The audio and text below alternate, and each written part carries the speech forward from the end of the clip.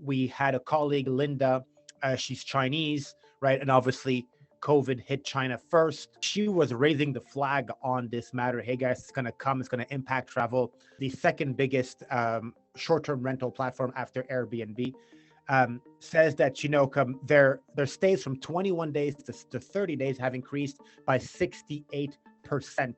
If I'm buying real estate in a rural area to do short-term rentals, what would my potential guest do as an outdoor activity there? The more of those popular activities you have in the immediate area, the more ROI you can expect.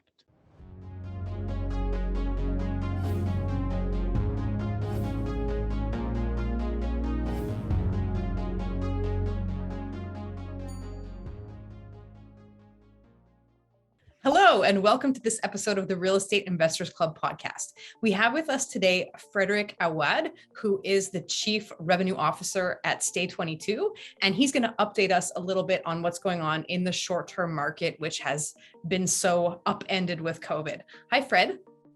Hey, how you doing, Terry? Hey, Axel. How you doing? We just like to know from you, how did you come to do what you do? How did you end up in your current position, and why short-term stays? Right. Well, I came up in the hotel management world, right? Which is kind of related in terms of travel, tourism to the short-term rental. And then obviously I joined a company that was kind of early on, I think it was 2014, as short-term rentals were kind of booming.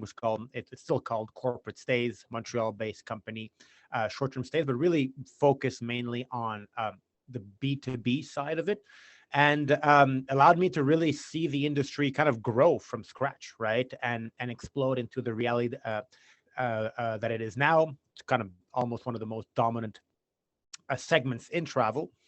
And then more recently, it's been almost 3 years now, I joined Stay 22, which also operates in travel, touches short-term stays and also hotels, but really a tech company that kind of facilitates different types of travel. So kind of serendipity often, kind of opportunity that came my way, and that was off the beaten path. I thought it was growing segments, and I really like jumping into growing, chaotic, far west segments. That's way more my kick than a overly established old industry. Yeah, and I will also mention that Fred and I met through Brazilian Jiu-Jitsu. So when he makes reference to the Wild West, like yeah, you're definitely bringing some of those skills into the real estate field.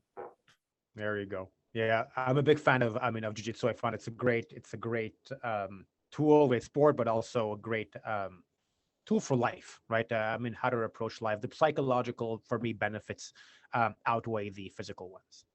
Mm-hmm. Oh, definitely. And it's really good to have that balance in your life where at the end of the day, you can go and kick something. That's it. I'll grapple them or kicking. Sorry. We don't do a lot of kicking. We do a lot of choking out. Okay. Exactly. Choke out the problems. There you go. Well, talking about choking out the problem. So you've been at Stay 22 now for a little while. Obviously, the last 2 years have been a roller coaster. And in terms of getting this started, like, can you kind of give us a little bit of your perspective and your experience on the rock and roll that you've experienced with travel being shut down and now restarting? Wow. Such a big subject, so many things to say. Great question, Axel. Well, I think, first and foremost, I don't think anybody could have foreseen how terrible the impact would have been for the travel industry, right? Travel had been a segment that's been having double-digit growth for like the past 30 years, right? And was consistently growing at double-digit pace, right? Which is a lot. So we came to kind of assume that human mobility, if you like, related to travel, was a never-ending rolling ball of fire until it wasn't, right? And it wasn't a slow decline. It was an absolute guillotine, off the head dive from one moment to another. So, if I give a little story, back in 2019, late 2019, we had a colleague, Linda, she's Chinese, right? And obviously COVID hit China first. And she was raising the flag on this matter. Hey guys, it's going to come, it's going to impact travel. And I was like, yeah, sure. We heard about Ebola, SARS. I remember a little hiccup. Meh, we'll take the hiccup and we'll move on. Should have listened to Linda. She was right? So it was just enormous, right? Everybody in the travel space, in the event space, I think could not have foreseen how huge it was. So I mean, it's from a business standpoint, right? I think the most difficult thing was to digest how strongly it affected, how quickly it came everything to a grinding halt, and then being unable to foresee when it's going to come back, and then seeing like a layer of hope. No, second wave, boom, back to zero, right? And then like, okay, we go again, and Omicron, back to zero, and then we're fine, but the government suddenly is being super sensitive. I won't go into politics, but going super sensitive and come, this country is doing great, but here we can't, or there we can't. So the uncertainty, right, and the inability to really forecast anything, I think was the most difficult for anybody in that space. Mm-hmm. And if we get into a little bit of some of the trends that you saw, so I know, like, I think we did an interview about maybe a year and a half ago, where you were, talking a little bit about how some of the like downtown rentals that were more geared for the tourist space were having trouble, whereas like the whole chalet country market was really kind of exploding. Like, how do you see that today at this particular time point? Well, I think this trend has, come from what I had seen, mistakenly, I think, being like a temporary trend, is becoming a bit more permanent. Now, probably with less of an intensity, right? So all the data still suggests, right, and I have some data that I can showcase after, but the Great Escape is what they call this term, right? Is that people going out and renting outside of city cottages for longer lengths of stay, I think is a trend that wasn't very dominant pre-pandemic, or was seen as a budget vacation pre-pandemic. Obviously now I think it's here to stay. And if you tried to rent a chalet recently, no longer a budget option at all, right? So I think that's to stay. That being said, it's obviously no longer the only travel that you can do. Things are opening up. So there is definitely a return to city centers, but probably slower than what I had expected originally. There's a few trends going on, right? Because of that cottage reality, we're seeing a lot of longer stays happening, right? The fact that like now on VRBO, which is the second biggest the second biggest short-term rental platform after Airbnb, says that their stays from 21 days to 30 days have increased by 68% in 2021, right? And that's a long stay, right? So will that trend continue in 2022, 23? Probably not 68% year over year, but I don't see it diminishing drastically. I really think it's something kind of to stay, right? People are, okay, I have 14 days, 21 days of vacation. Let's rent a cottage in Vermont, New Hampshire, or even in Florida, right? And let's stay there as a base of operations. I think that's going to continue, right? Going back to the Great Escape, or just for your viewers to really understand how drastic that change was. And that's Airbnb data, but I'm pretty sure it's echoed across all platforms, right? Globally, in 2016, that I could find, only less than 10%, right, of their bookings was in rural areas. Probably it went up a bit after, but 2021, right, by different countries, it's actually from 10% of rural areas. In Canada, for example, 2021 was 43% of the bookings happened in rural areas. echoed across the world same way. France 45%, UK 48%, 42% Australia, and surprisingly less in the US. It's only 33%, but it's still like times 4, times 4.5, times 3. So I don't think that percentage of rural area bookings is going to go back to 10% anytime soon. I think that's going to stay, right? And going back to your question about basically, the return to city center, well, it's definitely happening. Right? The fact that international travel is open, destinations like Paris and everything, or New York, I'm sure are seeing a return of travel. But it's always important to remember that what type of travel drove high occupancy rates in such cities, right? There's business travel and there's leisure travel. And city centers, if you could imagine, the vast majority of stays in large city centers were driven by business travel. Even though business travel is recovering, that's definitely the segment that is the most harshly affected by the pandemic. You can understand the rationale that happened, right? So suddenly now people started connecting over Zoom, like we're doing now, Hangout, and so forth. And that created probably not the same value of relationship building. I think there's no argument there, but there's still some value in it. And it drove enormous expense savings, right? In terms of those companies that, I'm thinking companies like KPMG's, Deloitte, that, their travel spend was their second biggest spend after HR and salary, right? And now overnight, they could decrease that by like 80, 90%. Again, they're probably not going to say the same number, but will they go back to what it was pre-pandemic?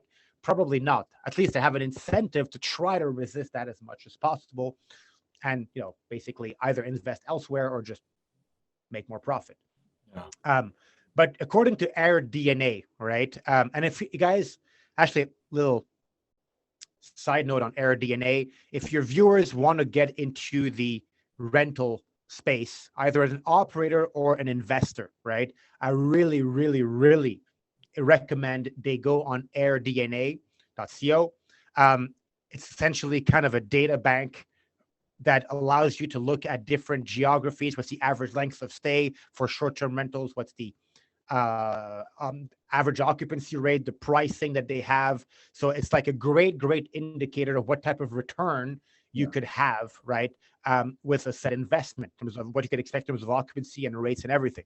Also gives you a lot of data in terms of the legislation in place for that specific geography, right? Because it's all great to seeing, how much money you can make, but if there's plans or law projects to ban short-term rentals or to make it minimum 30 days, all that goes to shits, right? Sorry for my language. So to just that side. By the way, that's a great tip, and it's going to lead into my next question. But finish your yeah. Point. Sorry, I'm going on my long thing, but to give you an idea, 2021, urban areas saw the largest decline, minus 55% of demand in 2020. That was echoed in 2021 as well. It didn't move much. And currently there's kind of an uptick. Again, AirDNA shows like plus 15% from Q1 2022 versus Q4 2021, but that's not very big, right? So I think it's going to come back. I still think city centers but at the business level, leisure travel, or just, demand for real estate in city centers will continue to rise. But in terms of the pure short-term rental reality, it's still a slow climb up to the levels that we saw in 2019. Mm-hmm. Well, let me ask you another question. And I don't know how much you've fiddled around on that website and how much you know about what happens outside of maybe Quebec directly.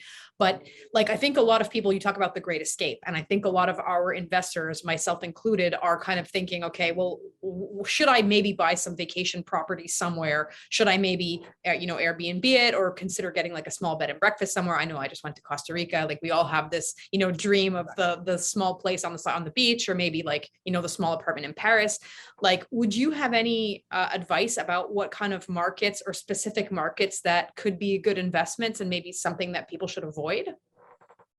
Well, I could talk about geographies. It's one thing, but I think I'll talk in broader terms because I can't cover probably all the geographies of interest of your readers. The interest, the demand in short-term rentals in rural areas is very much linked to the outdoor activity potential of that area, right? There has been an acceleration of the shift in ways that people research their travel, right? The traditional way is I want to go to a destination, and when I know my destination, what can I do there? And the pandemic, because a lot of the destinations were not possible, and we went to destinations that we never knew, like because it's a cottage randomly in Quebec, not as if like, oh yeah, I totally knew about Saint-Tite or something. No, we didn't, right? It was more driven to what can I? Sorry about anybody. No, it's so Perfect. true, so true. It was rather what can I do there, right? Or I'd like to go do hiking, or I'd love to do canoeing or skiing, right? So my investment advice is like, okay, try to cover, if I'm buying real estate in a rural area to do short-term rentals, what would my potential guest do as an outdoor activity there? And the more of those popular activities you have in the immediate area, the more ROI you can expect, right? In terms of ROI, in terms of more demand you can expect. So that's really the rationale that I would use in terms of picking a location at the very least, in terms of a chalet or something for short-term rental in a rural area. That's such a good point that you share, that it used to be about location, and then people look at the activities, and now they say, no, I want to go snowshoeing, I want to go cross country. I'm thinking of cross country skiing, for example, and mountain biking, because it's very location specific. You can't just do it everywhere. And people don't really care whether they go to Bromont, Orford, or in the Laurentians. They just want to be able to go cross country skiing for 6 hours a day. And so that's an excellent tip, actually, for people who are interested in getting into this market. Instead of searching by location, to really look at what kind of clientele do you want to focus and cater to, and then you can go decide where you're going to go invest. Because I do know people actually thinking of the cross country skiing that have a place, and that's pretty much all they rent to is fans of cross country skiing, because there's the path right in front of their house, and it's a no-brainer. Exactly. And no, sorry, go ahead. No, you were going to say something. Yeah. All right. Well, the other thing to take into consideration is kind of the flip side of it, right? My expectation is that everything that happened with the rise of short-term rentals in cities is going to happen in rural areas. All the pros and cons, right? So, as you know, big cities usually more and more regulated in terms of short-term rentals. As the trend continues of short-term rentals areas, expect the same thing to happen, right? Expect like, okay, the locals of Saint-Jovite, right? Because tons of tourists come in, short-term rentals, humans being humans, some people abuse, they damage property, they're disrespectful of common areas, not because they're bad, it's just different realities, right? So always research what's going on in terms of the legal framework of operating short-term rentals there, right? And I would even suggest like probably try to find other hosts in that area and ask them questions, right? Because I don't expect Saint-Jovite to have a super detailed website that just shares all the regulations of short-term rentals there, right? And or maybe all the struggles of short-term rentals in terms of accessibility, or maybe like even like very down to earth matters, like how often did they pick up garbage? Yeah. Right. So sometimes they pick up garbage once every 2 weeks, but if you have guests coming in every 2 days, it's going to make a mountain of, I'm exaggerating, but a mountain of garbage in front of the Airbnb, not ideal. So like, it's research what's happening in the local place, right? And if we move out of the cottage space a little bit and start talking a bit more like about, sun destinations, I don't know if you know anything about that, but, there's a lot of people who are thinking of getting that condo in Florida, or like buying something somewhere that they use a little bit and then rent out the rest of the time. Would you have any advice for that kind of investment strategy? I think, well, I think the same logics always apply, right? If it's the sun destination, okay, cool. What is there to do unless it's like, it depends. If we're talking Miami Beach, right? It's different than if we're talking somewhere in the Keys, right? So if it's Miami Beach, it's kind of like city center-ish reality, right? So how closer to convenience, how are you close to restaurants, bar, clubs, and everything, and look at the regulations and everything there. Then if it's more outside the city center, but still in a touristy, resorty destination, it's again, what activities is there nearby to do, right? How far is the beach? Can you do snorkeling and everything? But I think this will boom probably. My perception is that, but not perception. The facts are people consume short-term rentals more than they ever did during the pandemic. That approach to short-term rentals, because you have your standalone space, you could not interact with people when people were afraid of other people in COVID. So that people who were not comfortable, with short-term rentals experience it for the first time. It's less of an unknown. They've adopted that. The market share for short-term rentals has grown and it's not going to shrink. I think it's probably going to grow some more. And the fact that the sun destinations we're talking about Florida, but we also talk about Mexico, some people, exactly, Costa Rica, right? We're not historically very dominated by short-term rentals, and my expectation it's going to keep rising, right? I think it's a great overall investment logic to say I'm going to buy two great villas in Yucatan near Islas de las Mujeres, right? That being said, right, again, research the local reality. Like again, Mexico is not Florida. Florida is not a cottage in Quebec, right? There's many more things, logics to kind of manage. But in terms of demand, undeniably, it's going to grow, right? For me, I don't have data on that specifically, but there's been a lot of pent-up demand of Nordic countries that have not lived those sun destinations that will have already actually started to exercise itself. It will continue to do so. And I think a good proportion of that demand that used to go to all-inclusive resorts will shift to short-term rentals. So yes, but again, it's kind of a new growing segment. It's a bit wild westy. So it depends on your risk tolerance in terms of managing 3 villas in Mexico, where there's much more things to think of than a cottage in Saint-Jovite. Mm-hmm. Wild West, Fred, sounds right up your alley. Do you own any properties like that? Like, do you own any short-term properties? No, I don't. I'm really not. I mean, I'm really not a real estate investor at all. I'm honestly, I'm too lazy. That's honest. It's very honest. The prospect of me having to call a plumber to repair something is the last thing I want to do in my life. The least worries and free time that I have, aside from my work, the better.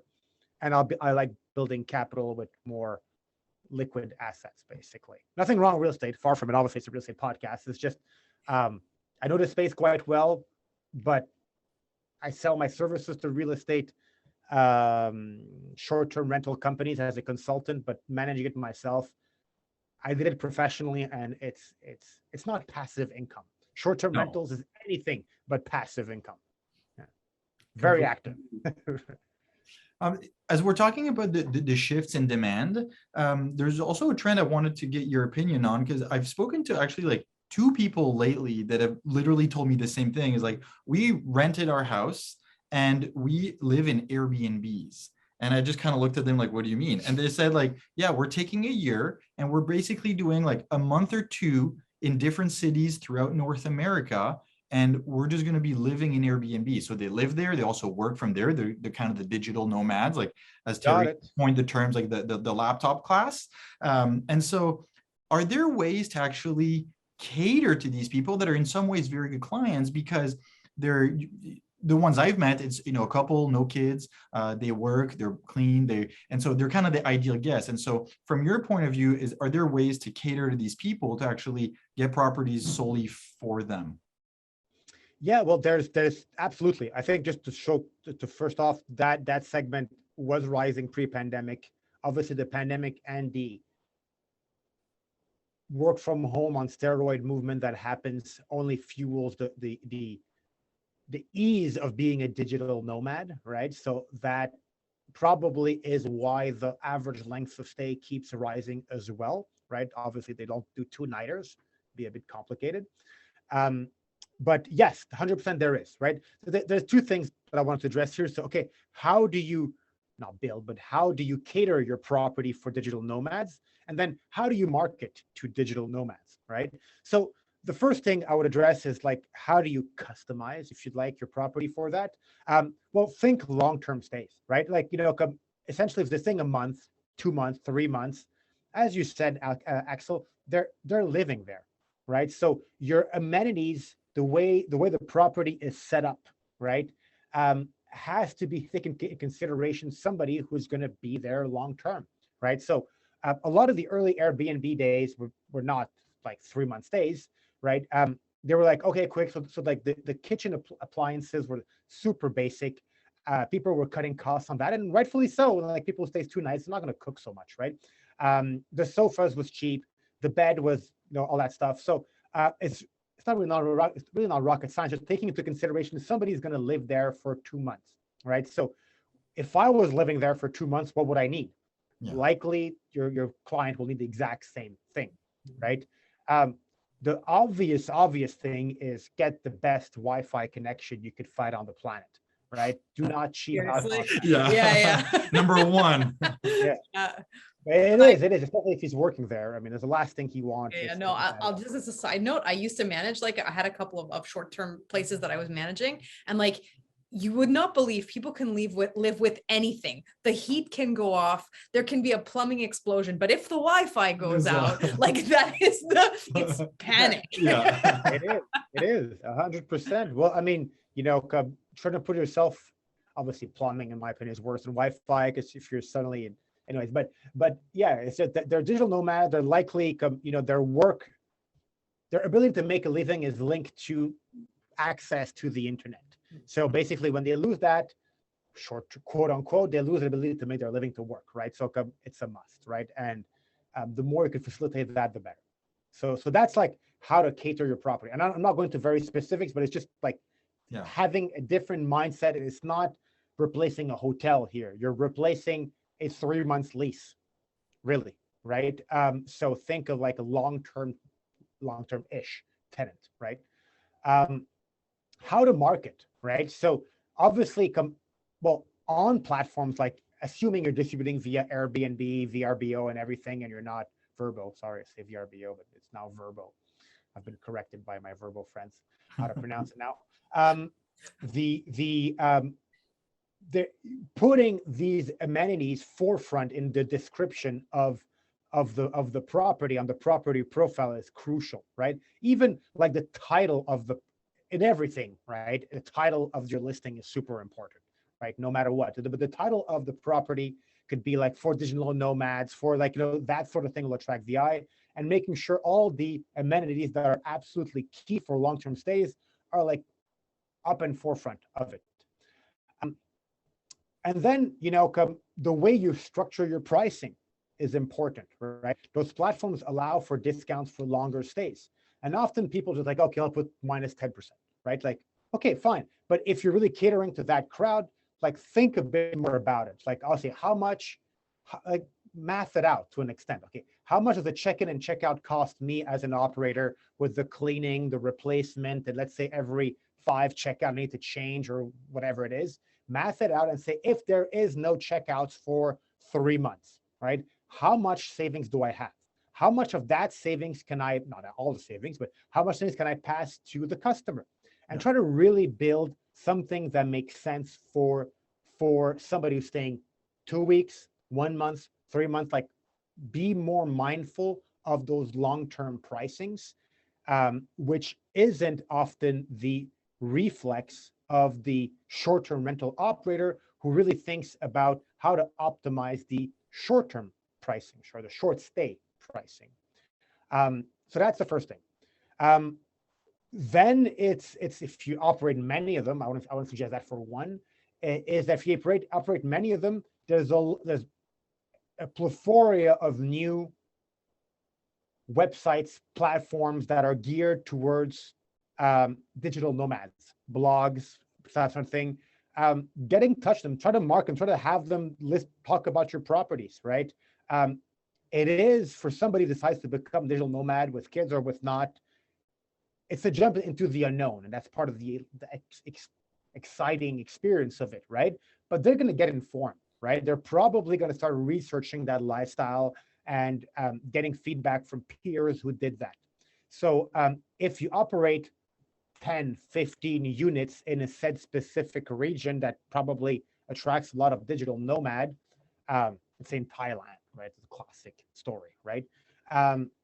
Well, do your research, trying to find content, blogs, articles about that, and maybe contact them and say, hey, I can host one guy for free, right? For 1 week, it's an investment. Please write an article or review on my properties, and et cetera. There's many ways to approach them. You could pay as well.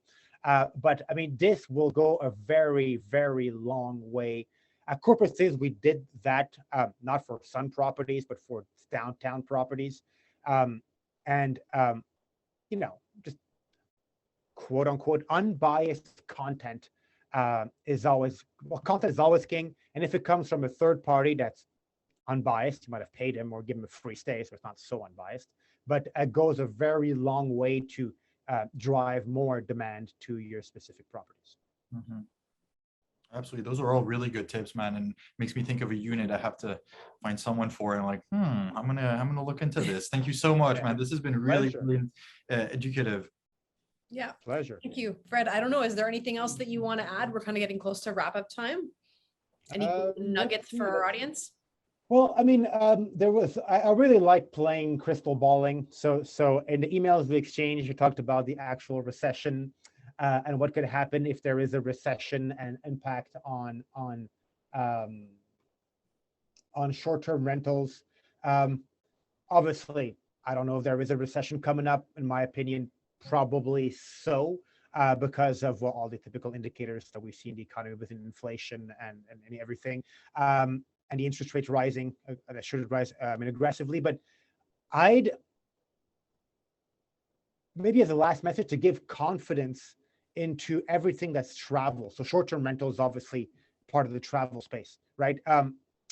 All the data that we see is that there's been so much pent-up demand, right, for the past 2 years about travel, right, that it needs to exercise itself. It's not as if it's changed the behavior of people, right? There's no data that suggests like, I didn't travel for 2 years. Maybe I don't need this anymore, right? There's no data that we see that like, actually, yeah, maybe people don't live without human mobility. The concept of human mobility is one that goes beyond travel. Like, we're nomadic tribes 10,000 years ago, right? People move, right?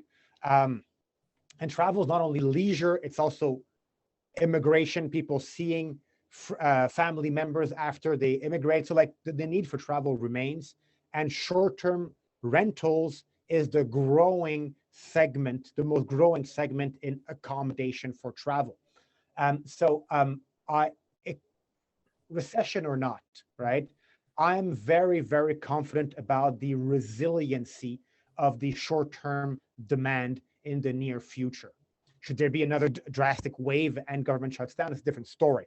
But even if disposable income of average population shrinks, they might cut down on some travel, but I do not foresee a drastic cut in these types of spending. So I would say short-term rentals from an operating point of view from a capital gain point of view, it's a different story.